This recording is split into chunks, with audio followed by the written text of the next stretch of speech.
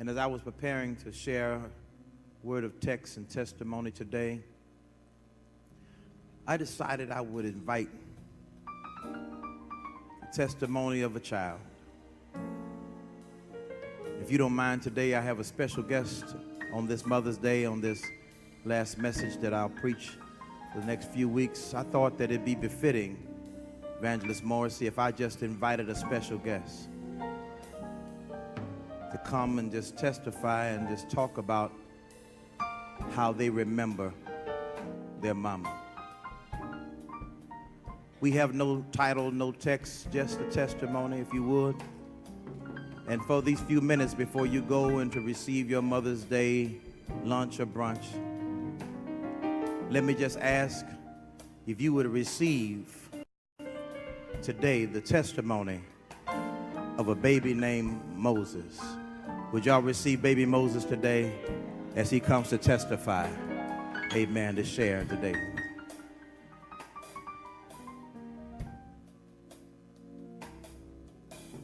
Greetings, Liberty Temple. My name is Moses. I know I'm grown now, but I can remember as a child, I did not deserve to get to the place of honor that I have right now. Yes, I'm seated in glory now. Many of you can recall in the New Testament how when Jesus had a Mount of Transfiguration experience, he brought me down just to prove that I was in good company. I stood with Elijah with him on the mountain because I served him well. I was able to do great things and lead God's people from Potiphar's house in the pits, the flesh pots of Egypt, all the way through Sinai deserts, all the way to paradise, to the brink of blessing called Canaan. Yes, it's true, I didn't have the privilege of crossing over, but at least give me credit for obeying God, because I had to deal with some hard-headed church folk. I did my best to serve them for 40 years and lead them to that place.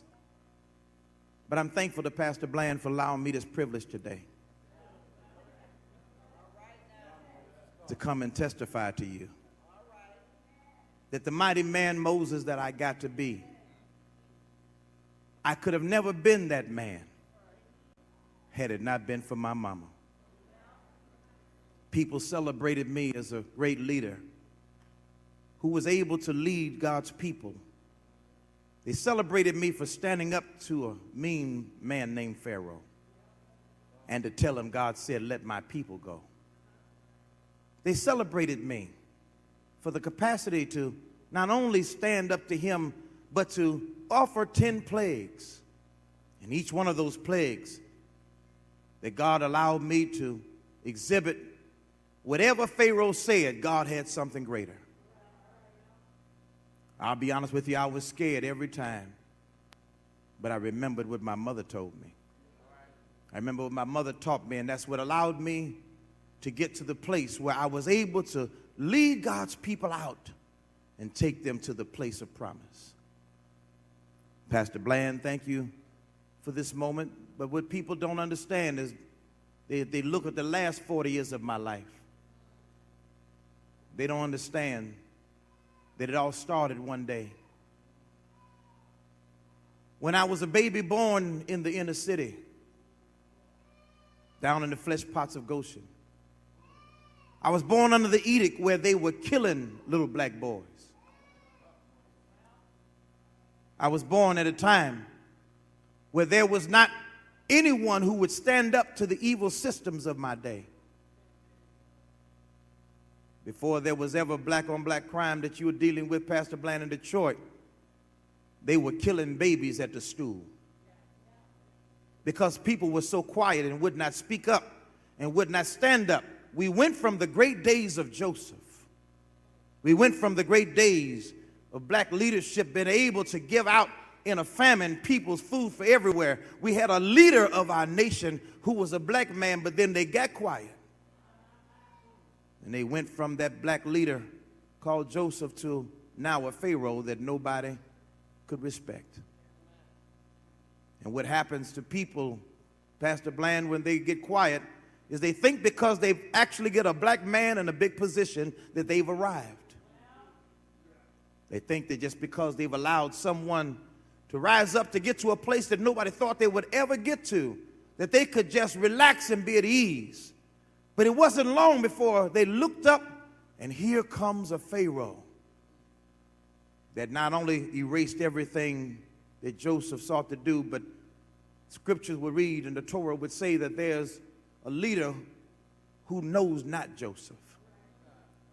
And what that does not mean is not that he doesn't know Joseph, because who would not remember a great man like that? But what that meant was there's a leader that does not respect Joseph, not honor Joseph, nor follow anything Joseph did. Joseph was able to bail out companies, but nobody respected it. Joseph was ever able to bring affordable health care to the people, but nobody seemed to care about it.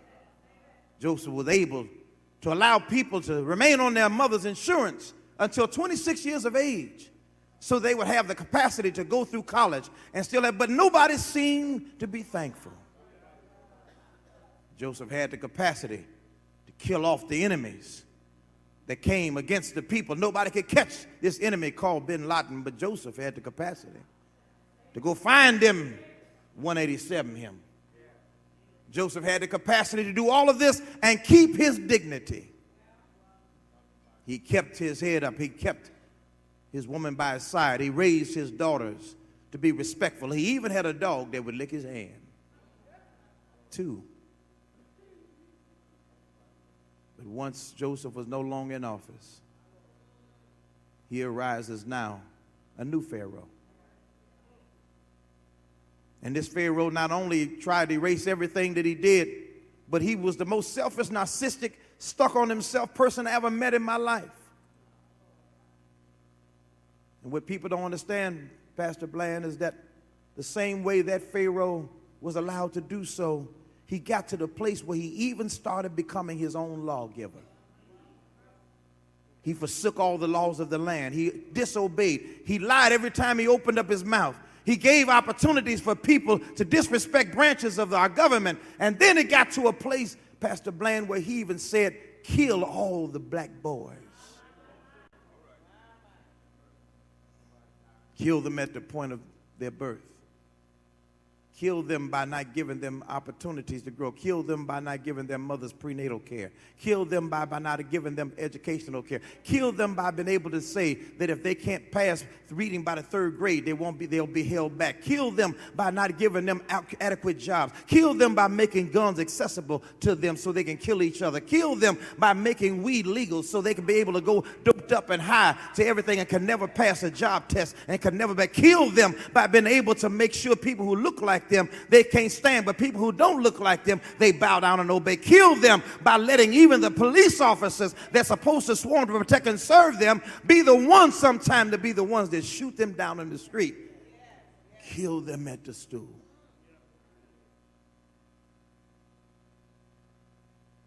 Pastor Bland, I was not yet birthed or born, but I could hear them talking about it. I was not yet born, but the sperm that found the egg that produced me, that allowed me to be implanted in my mother's womb, allowed me in the midst of all of the edicts that I heard, I could hear the faint signs of a praying mama. As I was being carried in this safe pouch within her womb and in her belly, I could hear her singing the songs of Zion. I could feel her placing her hands on her belly. I could hear her singing little nursery rhymes and talking to me even before she ever got a chance to embrace me. I could hear her singing songs like the Lord is going to make a way somehow. I could hear her singing songs like guide me, oh great Jehovah. I could hear her singing, God will take care of you. As she would walk and she sang. Pastor Bland, there's certain things that I will not forget, because when I got to the place where I got an eviction notice that I had to leave her womb and come into this world, I was ready to die like I heard my other brothers had died. But thank God she didn't raise me by herself, because there were midwives, one named Shipra, one named Pua, who I heard talking. And as they were talking to my mother, Jochebed, I heard them tell Jochebed, I know you can't do nothing but lay back on that bed and push. But you leave it up to us. We're going to find a way to save your child. Pastor Bland, I thank God for these two women because they weren't related to me. These were extended villages. They didn't even have children of their own. But these were good church women who could raise up somebody else's child, because they knew it took a whole village to raise a child.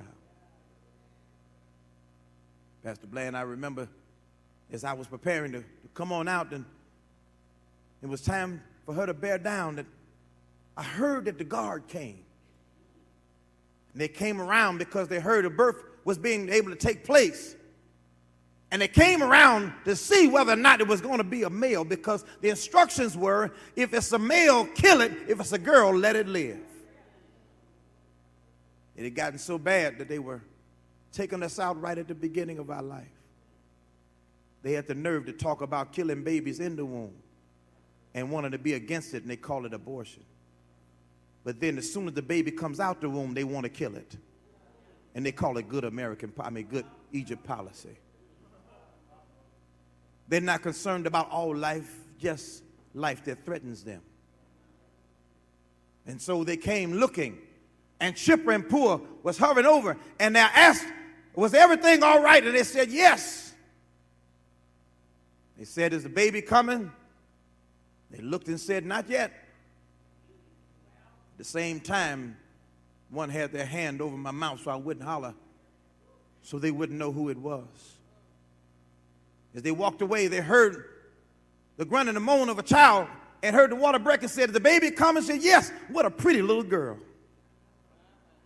Thank God for people who had to pray and ask God for forgiveness for doing what they had to do to protect my life. As they walked away, they took me and handed me to my mother. And they said, you've got a beautiful boy. What will you call him? And she said, his name shall be Moshe, as we know as Moses, for I drew him out of the water. You mean your broken water that just broke? No, not that water. But I prophetically believe that one day God's going to save him out of the dangerous waters of life. Somebody's going to draw him out and save him, for in all of his life, he will be drawn out of the dangers of raging water to accomplish what God has called him to do. I will call him Moses. Pastor Bland, let me say what my mother meant to me as I remember Mama. Number one, she nurtured me in my birthplace, my delivery place. Even though she wasn't supposed to have a boy, she found a way then to be able to not only caress me, but she sang to me those same songs she sang in the womb. She taught me the same Torah scriptures that she told me in the womb. She helped me to be able to accommodate my earliest living of existence and taught me the Hebrew alphabet. And she taught me the word of God. She taught me to love the Lord thy God with all their heart, soul, mind, and strength, and my neighbor as myself. Even as a child, she spoke to me. She nurtured me. She loved me when everybody else told her, you're not supposed to love boys, especially dark-skinned ones like that. She didn't just nurture me, but she instructed me in my developing place. She taught me those things that gave me the tools, and then she allowed me to use the tools she gave me and instructed me in those places, in the early places. I know you wonder, how could she do that when I was yet a baby? I'll tell you how. It happened because she first had to give me back to God before God could give her back to me. See, the reason why she was able to develop me was because she had to sacrifice me by protecting me in a difficult place. because I got to the place where I wouldn't be quiet. I was an active little baby, and my lungs were developing, and I was beginning to scream and holler and talk. She took me and she gave me to my sister and said, take him down to the Nile. There, meet me. And she made an ark, a little basket of bassinet with pitch and dog. And she put the mud on the inside to protect the waters of life from coming in and destroying me. She made a nice little pallet there so I would be comfortable on my journey. She gave me the kind of wood that would float on water so that the snakes and alligators and reptiles would not devour me. She camouflaged it, and she trusted me in the hands of God. My sister followed me, and wouldn't you know it, I laid there floating on my first cruise, going through the dangerous waters of the Nile. Danger all around me, but I didn't know it because Mama was praying for me. Danger all around me, but I didn't know it because my sister was watching over me. Danger all around me, but I didn't know it because she marshaled for people all around the village to look out to make sure that nothing happened to her baby. When the evils of life would come against me, she protected me in my difficult place. When she went as far as she could go, and I could hear my mama cry like I heard my mama pray. I could hear her say, I'm leaving you in the hands of the Lord. I disappeared on the Nile. Didn't know where I ended up. All I know is I moved into this some beautiful place, and the waters of the winds of life blew me into some back little beach area. And as I went through that, I saw this fine woman taking a bath. She came and she saw me. She picked me up. She looked and saw that I was a handsome, goodly child. She looked around to see whose baby this was. And as she drew me out, my sister ran up to her and she asked the question, whose child is this? She says, I tell you what, I can help get somebody to take care of it for you. And I came to find out that that praying mama blew me right into the hands of Pharaoh's daughter. And God allowed my enemy to become my footstool. And the one that decreed to kill me, the one who swore he'd take me out, the one who told me he'd kill me at birth, the one who said I'll never amount to anything, the one who said that he would never allow me any finance and any job, any structure. God had his own affirmative action plan, and the same Pharaoh that said he would kill me is the one that ended up taking care of me. God raised me in his own house. My sister ran and got my mother. And that's how she developed me. That's how she taught me the scripture. That's how she was able to give me what I needed, because God flipped the script and my daycare center worker happened to be my own mama. God made a way for her to provide for me when she didn't have the money to do it. He made a way for her to take care of me when she did not have the wherewithal to keep me from the enemies. He made a way for her to do it right in the very presence of my enemies. The guards weren't trying to kill me now because they thought I was Pharaoh's son. The guards weren't trying to kill me now because they thought I was the prince of Egypt. They thought that she was taking care of me for somebody else, but she was raising me to be a prophet of God. She taught me the words of scripture. That's how she developed me. She taught me how to pray. She told me who I am and whose I am. That's how I got to be developed. She nurtured me in my delivery place. She instructed me in my developing place. She protected me in my difficult place. And then she sacrificed for me in my destitute place. How was it that she knew that it was you, Moses? How did she know what kind of child it was you? He said, I don't know. He said, I had to learn, even as a child, when to shut up and when to speak. When I was on that water, some kind of way, the Holy Spirit protected me. Because when I was floating in dangerous places, I just laid there and trusted God's hand. But when I got to the place of somebody who God would have take care of me, I opened my mouth and hollered. And I learned when it's the right time to holler and open my mouth and when it's the right time to shut up so the danger would not gather me. then my mother stood by me, not just in that place, not in raising me, but one day she told me, son, I'm really not your daycare worker. Son, I'm really not your babysitter. I'm really not the one who comes to care for you. I'm your mama. She told me, you're not one of them, you're one of me. She told me, you're not an Egyptian, you're Hebrew. She told them, I don't know if I'll ever be able to go any farther with you because you're old enough now that I've got to release you into the hands of God. But I don't ever want you to forget who you are. You're too old for me to keep now. They're going to lay me off my job. But I want to let you know wherever I am, I'm going to be praying for you, boy. And she walked away with tears in her eyes. I could hear her say that I can no longer come and provide for you. They got other stuff for you now. But whatever you do, wherever you go, whatever they teach you up there in that palace, don't you ever forget that you're a child of God and you my child. I'll trust you in places I can't go. I'll trust you with people I don't know. I'll trust you with situations I can't be in. But don't you ever forget who you are and whose you are. Moses, you my child. And you a child of God. Moses, you're my child.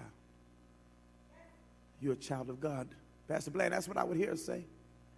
Kept ringing in my ear. Yes, I got away from home and I started acting like the other Egyptian people. Yes, I got away from home and I started fitting in with the other people, and I like the titles and I like the clothes and I like the trinkets and I like the women. I like the wine, women, and the weed and the song. I was having a good time in the palace. But every now and then I could hear my mama say, you ain't one of them. I raised you different than that. Every now and then I could hear my mama say, you're not one of them. I raised you better than that. You can be raised with them, but don't let them get in you. You can be raised even in the ghetto, but don't let the ghetto get raised in you. You can be raised around wickedness, but don't let the wickedness get in you. Know you are my child and you are a spiritual son. One day as I was walking, as they were honoring me because I was second in line to become the next leader of Egypt. I could walk places and they would open doors. I could take Egyptian baths and sponge baths by these beautiful women who would hold me down. I could walk out in any place and people would honor me. The military would make a way for me. But one day as I was walking through the yard, I heard a fight. I walked over to the fight to see what was going on. And one of the guards was beating up on a Hebrew slave. As I got closer and saw him beating up in this act of police brutality, I started to walk away because it wasn't my business. I started to walk away because it didn't concern me. I started to walk away because I didn't want no trouble. But I could hear my mama say, you ain't one of them who you raised in the house of. And I began to believe and hear that voice of my mother, and I said to myself, if they'll do it to him, one day they'll do it to me. Then my title won't protect me, my clothes won't protect me, my position won't protect me, my money won't protect me, because at some point they're going to figure out who I am. I'm tired of living a lie. I'm tired of living like other people. I'm tired of living high on the hog and watching my people die in the hood. I'm tired of being able to have the privileges of an office with a window and having all these paychecks that they give me I don't deserve, and my people are dying in the neighborhoods. I looked around, Pastor Bland, and there was nobody around. There was nobody else to help. This was my chance. I took off my Egyptian garb. I let down my Hebrew hair. And I walked up to the guard and I said, let that man go. He looked at him. He said, Moses? He said, yes. He said, what are you doing? He said, I'm telling you, let him go. He said, well, why don't you join me and protect? Because he's one of them. He's a slave. He's no good. He's not working. He says, no, he's my brother. And I said, let him go. And I grabbed him only to try to corral him. But he fought me. And the next thing I know, I had killed him. Trying to protect my brother. Sometime when you try to help people, you hurt people. I didn't mean to kill him. I was just trying to get him off of my brother, but I just wanted to make sure that he did not hurt him, and I killed him. I had to kill him before he killed me, but there was nobody there to witness this act of self-defense. I had to kill him before he killed me. There was nobody, no lawyer, no visible person to come to witness the fact that I was the only person I had to testify for me was the brother I helped. So I said to myself, to the brother, listen, I'm good, because if something ever goes down, he'll speak up for me. I risk my position for him. He'll speak up for me. Only to find out one day as I was walking through the yard, that same brother who I protected, that same brother who I stood up for, that same brother that I risked my position in my life for, he told his boys, yeah, that's him right there.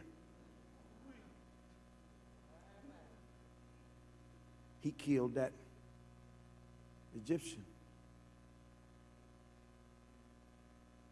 Tell you what, if you give me so many trinkets of silver and you give me my freedom, I won't tell.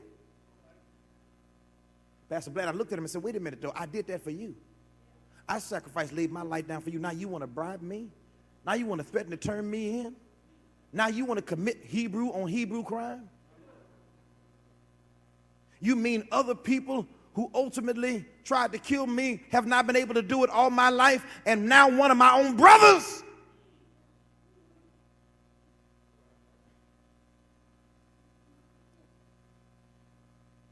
Pastor Bland, he didn't just threaten to do it, he did do it.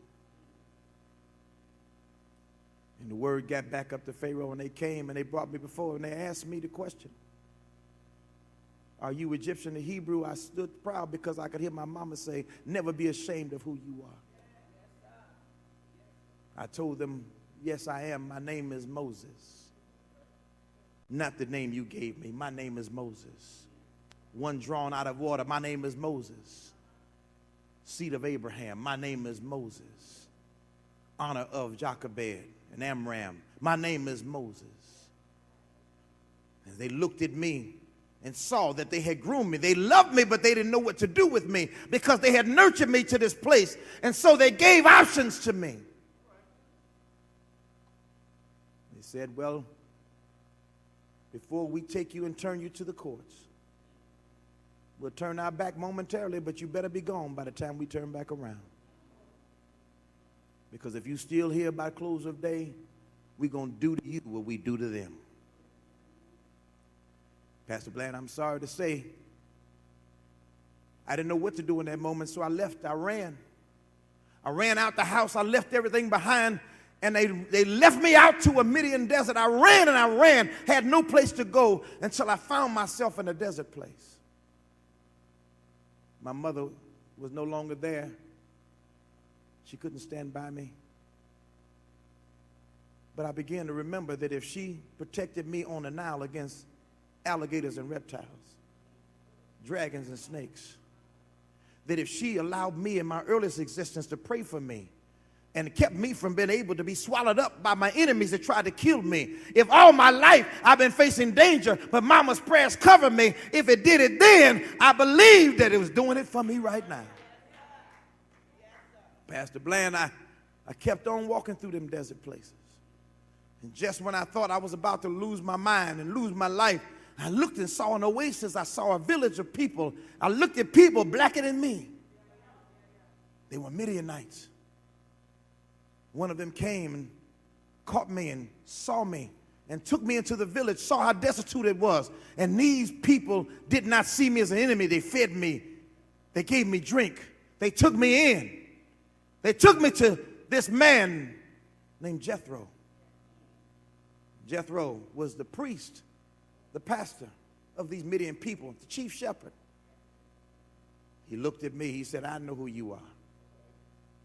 He said to him, we've nurtured you back to health. I understand you can't go back to your people. Stay and live among us. And as he stayed to live among them, he says, I'll teach you how to be a good shepherd. I'll teach you how to take care of these sheep. And as Moses did it, he looked up one day and saw Jethro had a fine daughter. He asked Jethro, can I marry your daughter? And Zipporah loved Moses, and Moses loved Zipporah. And they began to be wed. And Moses said, I can live here. I've had 40 years of my life back in that house. Now I got 40 years right here. I can retire as a shepherd boy. But one day on my way to work, I saw a bush burning. Pastor Bland, this bush was burning, but it ain't unusual because bushes burn in the desert all the time.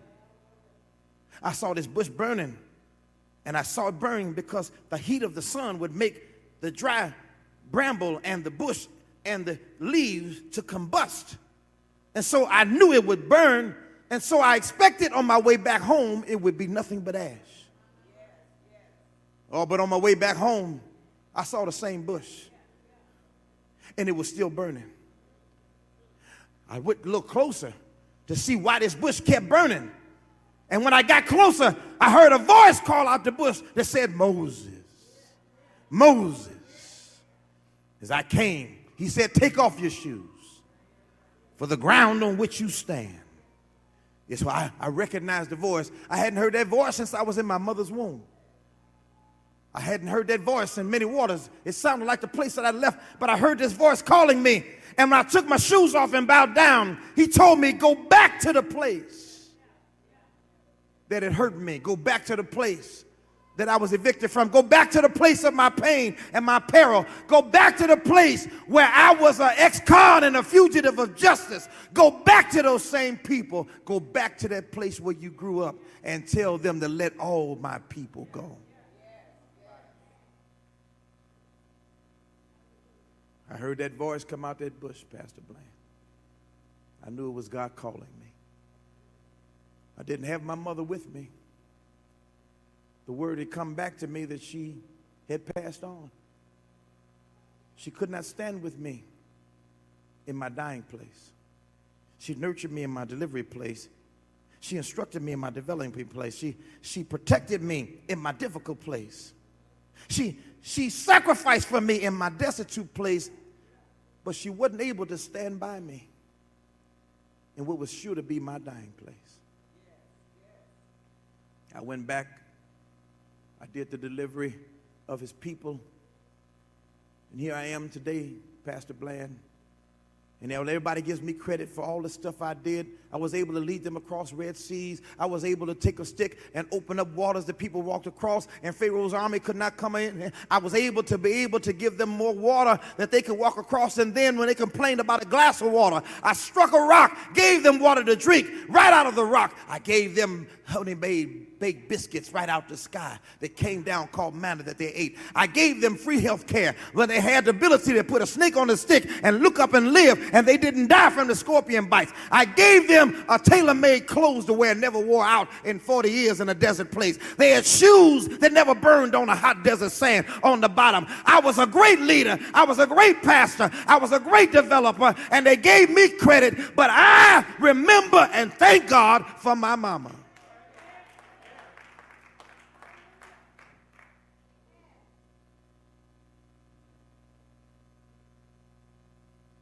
Pastor Bland, that's my testimony. Thank you, Moses. Liberty Temple appreciates you. Thank you for coming and sharing with us today your testimony. There's a whole lot of people out here, Moses, who had a mama just like that.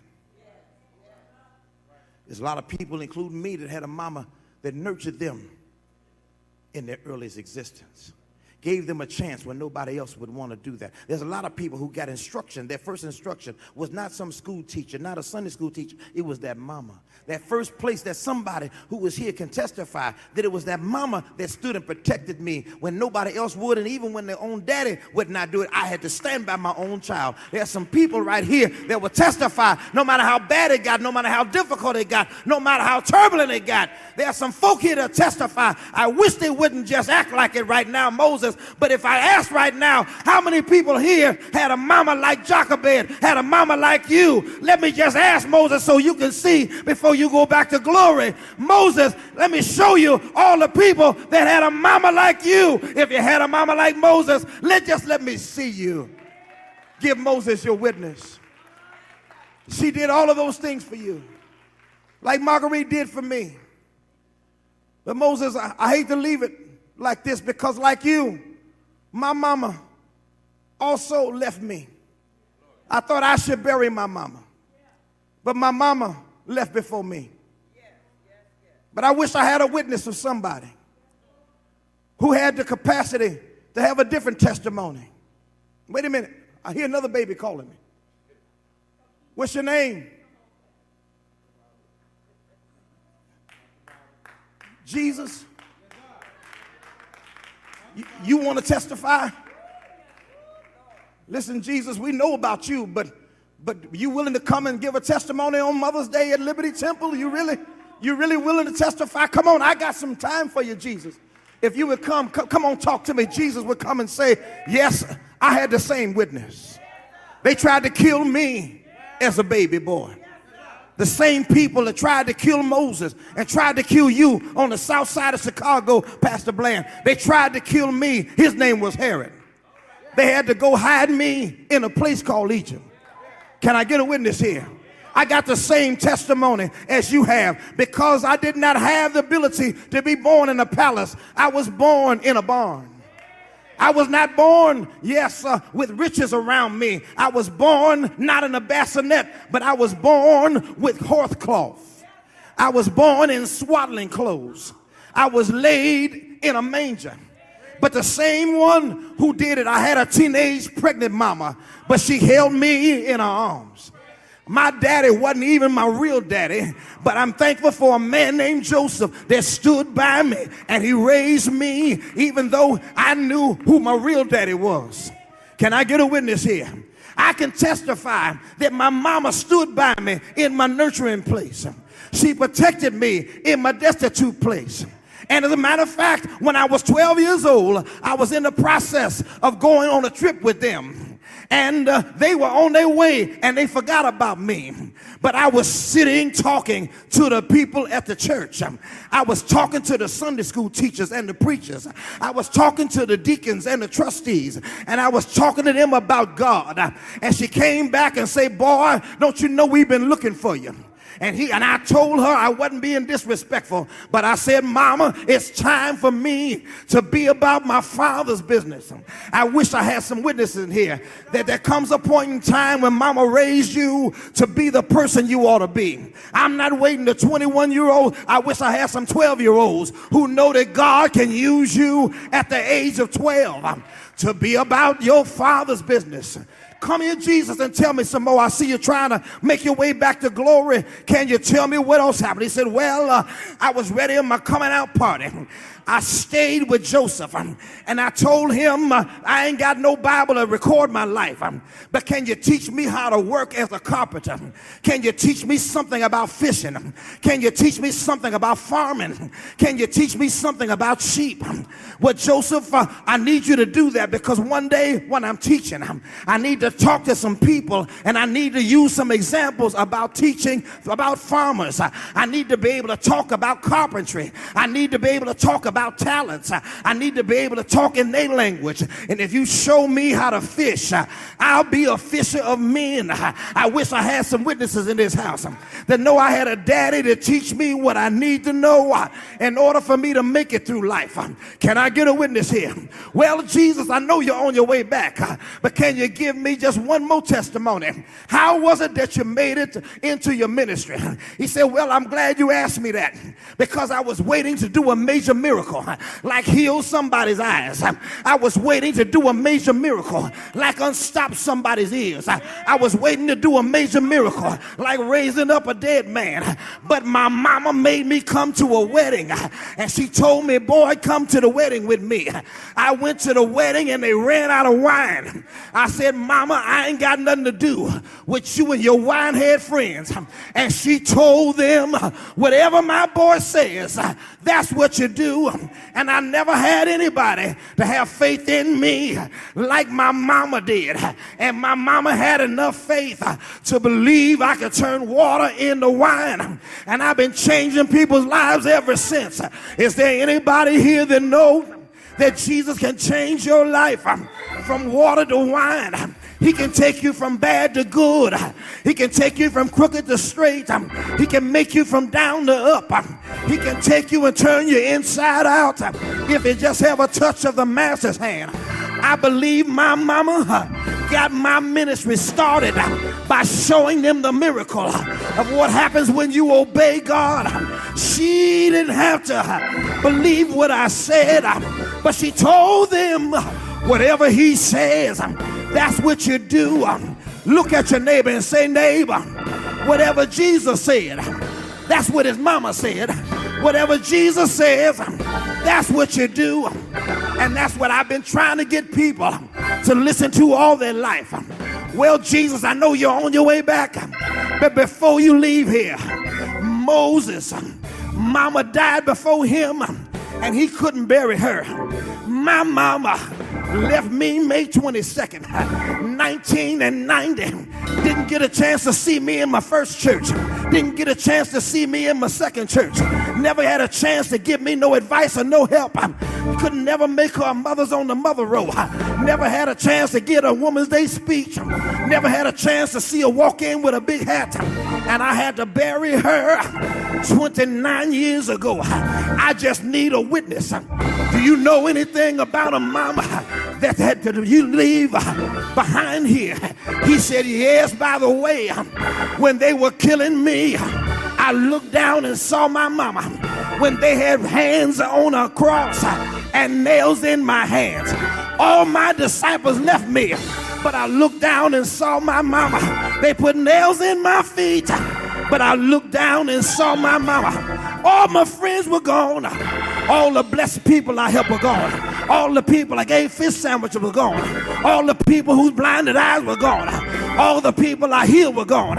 Even the 12 I nurtured was gone. I only had one disciple left, but he was standing there next to my mama. I was talking to the Lord. I wanted to leave because I had to save a lot of people, but I didn't want to leave my mama. So I said, son, stand with my mama. Mama, take care of somebody else's son. And that's what mamas do. When they lose their child, they take care of another child. When they sacrifice one son, they pick up another son. Ah, Jesus, tell me, what else did you do? I died on a cross. I died for people that wouldn't praise me. I died for people that would not sacrifice for me. I died for my disciples. I died for those people I healed. I died for people that have been dead before. I died for people dead coming on. I died for John the disciple. I died for my living mama. I bowed my head. They nailed my hands. They nailed my feet. But they forgot to nail my mouth. I said, Father, into your hand. I commend my spirit. I got to get back to heaven now, Pastor, because I'm shouting right now because they thought I was done. On a Friday night, I was asleep in my grave. On a Saturday, I know it ain't Father's Day, but Sunday morning, it wasn't Mother's Day. It was Resurrection Day. My daddy said, boy, get up and come on back home. And I'm here because of Mama's prayers. And I'm here by Daddy's power. Give God praise. Tell Liberty Temple on Mother's Day, thank God for our loving mother.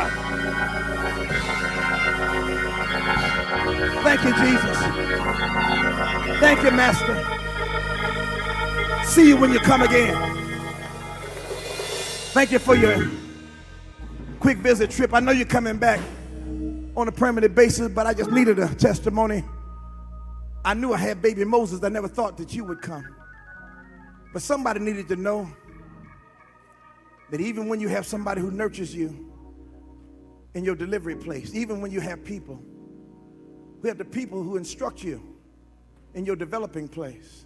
When you have people who protect you in your difficult place. And even somebody who can stand by you. Thank God for mamas that will never leave you, and prayers will never forsake you. Thank you, Jesus, for that testimony, because I happened to read in the scripture that when nobody else was expecting you to come, every one of the scriptures, every one of the disciples all record that when everybody else thought you were dead and done, it was your mama, along with some other Marys, they came to the tomb because she never gave up on her son. She didn't know what to do. She came to spice up a dead body, but she ended up serving a risen Lord. She came to spice up a dead Savior, but she ended up beholding someone who had risen. She came to look at somebody who she birthed, but she ended up beholding somebody who birthed her. She came beholding somebody she saved, but she ended up beholding somebody that saved her. She came to be able to anoint somebody who she birthed, but she ended up being anointed by somebody who just birthed her. That same Jesus wants to do that for you. You've heard the testimony of 2 great babies and a living pastor.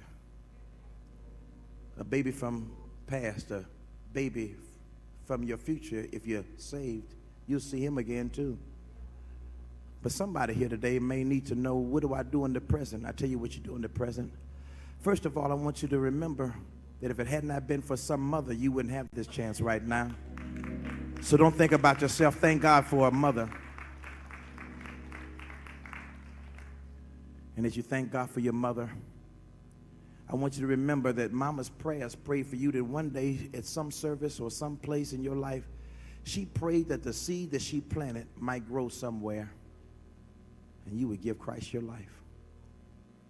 And she prayed that the day that you gave Christ your life, that you would join and unite with some church, that you could carry out that same passion that she did, that same love and commitment that she had, that same ability to love people and God's people that she did. Maybe you were doing that, but you kind of strayed away from that. Now, because of memory of mama, or because mama's here, you decide to come to church today, or just come by just to be able to remember her. But the testimony of Moses, Jesus, and me is this: some decisions you have to make for yourself. Some things you have to admit about yourself. And some choices you got to make for yourself.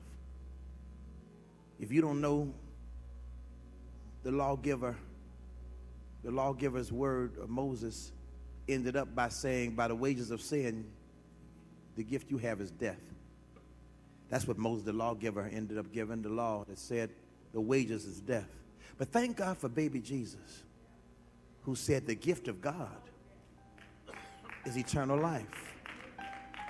You don't have to settle for death. You can be given life, and life eternal. The door is open right now for somebody right now who may want to give God your life, your heart. If there's somebody here today that wants to have this ability to come to Christ, come to church, come to faith, come to fellowship, come to relationship, this is your moment to come right now. You've heard 3 witnesses today, 3 mama's boys, Moses, the master, and me. And all of us would tell you, if it had not been for our mama, we wouldn't have known how to open this door for ourselves. Had it not been for our mama, God bless you, son. God bless you, son. Come on, give God praise. Amen.